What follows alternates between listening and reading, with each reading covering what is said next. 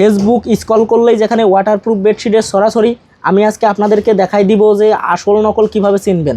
আসল নকল কিনে অনেকেই প্রতারিত হচ্ছেন, অনেকেই বলতেছেন যে আলমগীর ভাই নকল কিনছি, এখন রং উঠে যাচ্ছে, ভুসকা উঠে যাচ্ছে, কালার উঠে যাচ্ছে।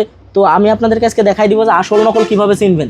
আমার ভিডিওটা আজকে যদি আপনি সম্পূর্ণ দেখেন, আপনাকে অনলাইনে কেউ ওয়াটারপ্রুফ বেডশিট জগতে কেউ ঠকাইতে পারবে না।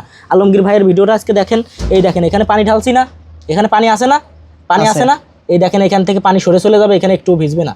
দেখেন এখানে কি ভিজা আছে? না, ভিজা এখানে পানি আছে, এই যে দেখেন এখানে পানি না, এখানে পানি না। এখানে যদি এইভাবে আপনি নাড়াচাড়া করেন, দেখেন যে টল করছে, এইভাবে আপনি সরাবেন, এই যে দেখেন এখানে মানে কচু পাতার মতো পানি চলে গেছে।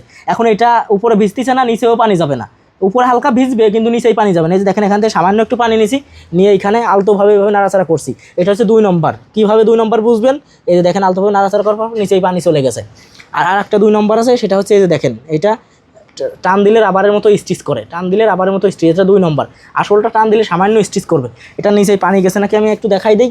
এই যে দেখেন এখানে পানি না, এই যে দেখেন পানি, এই যে দেখেন পানি যায় না, হ্যাঁ, এক ফোঁটা পানিও নিচেই যাবে না, একদম অরিজিনাল অথেন্টিক চায় না। এটা তো আমি কেবল 10 মিনিট 15 মিনিট পানিটা রাখছি, আসলে ভিডিওর ক্ষেত্রে আমি 10-15 মিনিট পানিটা রেখে দেখাই দিলাম। আপনি যদি দিনের পর দিন পানি রেখে দেন তারপরেও নিচে যাওয়ার কোনো সম্ভাবনা নাই, কারণ এটা